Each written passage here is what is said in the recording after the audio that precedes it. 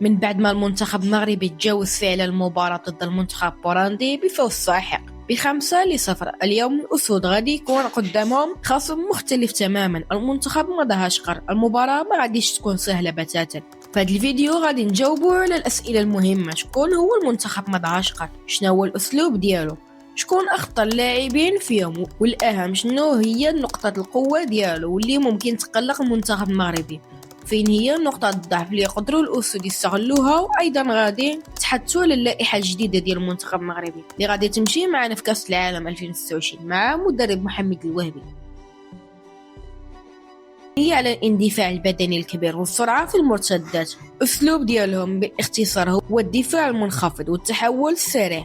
منتخب مدغشقر ما غاديش يجي يضغط على المنتخب المغربي في المناطق الدفاع، بالعكس غادي يخلي لنا الكره ويرجعوا للخلف ويديروا جدار دفاعي مترص كيعتمد بزاف على الخطه 4-5-1 في حاله دفاعيه، يعني كيخنقوا وسط الميدان ما كيخليوش المساحات لصناع اللاعب ديالنا. الخطوره ديالهم كامله كتمكن في التحول من الدفاع الى الهجوم.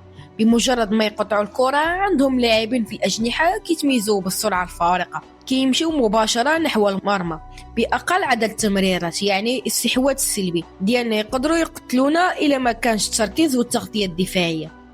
الا سولنا راسنا شكون هما اللاعبين اللي يقدروا يقلقوا الراحه ديال الاسود، عندهم مهاجمين قناصين واجنحه الفائقه في المساحات والقدره على الفوز بالصراعات الثنائيه تسمى الصرامة البدنية. أما نقطة القوة اللي كتميز بها منتخب مدغشقر خاص المدرب محمد الوهبي يرد ليها الباء، وهي الكرة الثابتة. المنتخب مدغشقر قوي بزاف في الركنيات وضربات الخطأ، عندهم لاعبين كيتميزوا بالتفوق الهوائي كبير لأنهم أغلبية اللاعبين طويلين القامة كيستغلوا الصراعات الهوائية بشكل ممتاز. نقطة القوة الثانية انضباط تكتيكي، كتلعب ضد المنتخب عندهم قوة الصبر كبيرة، قدروا يبقاو يدافعوا 80 دقيقة بدون ملل وبلا ما يرتكبوا أخطاء كارثية في التموقع. ثالثا اللياقة البدنية العالية، اللعابة ديالهم كيجريو بزاف وما كيعيوش، يعني مباراة غادي تتطلب جهد بدني مضاعف من اللاعبين المنتخب المغربي. وخا هادشي كامل راه ما كايناش شي منتخب متكامل، المنتخب مدغشقر عندهم نقطة ضعف واضحة ويقدروا الأسود يستغلوها بحكم الجودة الفنية اللي عندنا. نقطة الضعف الأولى بطء القلب الدفاعي، واخا هما قويين بدنيا ولكن تقال بزاف في الدوران وفي التعامل مع الكرات اللي كتلعب في ظهرهم. هنا كيجي الدور المهاجمين الصراع ديالنا بحال رحيمي والتمكير ديال ابراهيم دياز في التمريرات البينيه.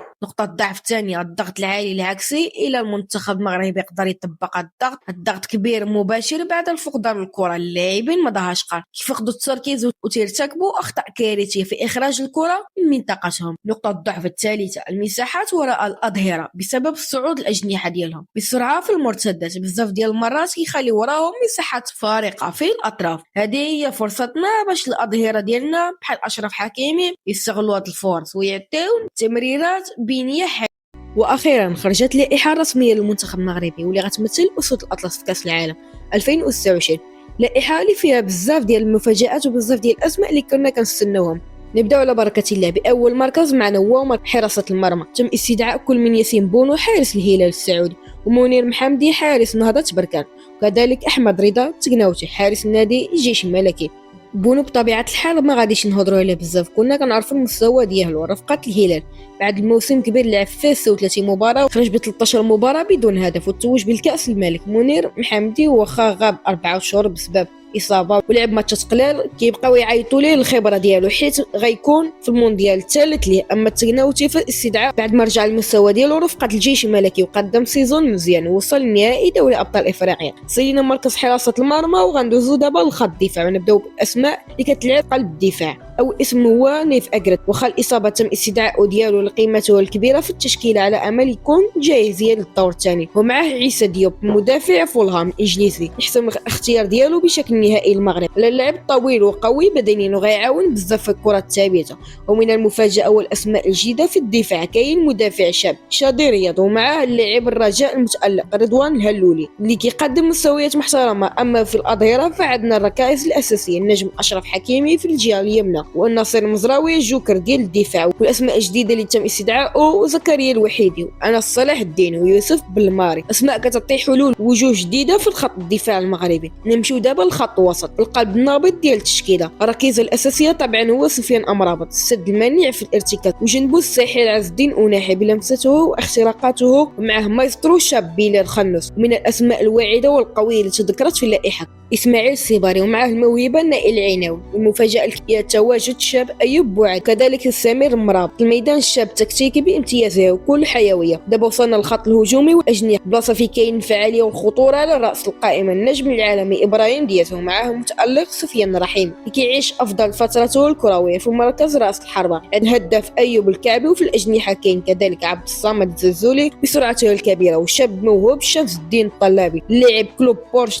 اللائحه الهجوميه عرفت كذلك استدعاء اسماء جديده شابه بحال ياسين كسيمي وايوب عمومي، خيارات هجوميه شابه وجريئه بزاف من الناخب الوطني. وما نساوش ان لا ضمت كذلك 3 اللاعبين في القائمه الانتظار او الاحتياط، وهم الحارس مهدي الحرار، امين سباعي، وذو خبره كبيره مروان سعدان. هذه هي اللائحه الرسميه المعتمده لاسود الاطلس في المونديال 2026. تشكيله غنيه بالشباب والمواهب الصاعده والجديده اللي غتقول الكلمه ديالها.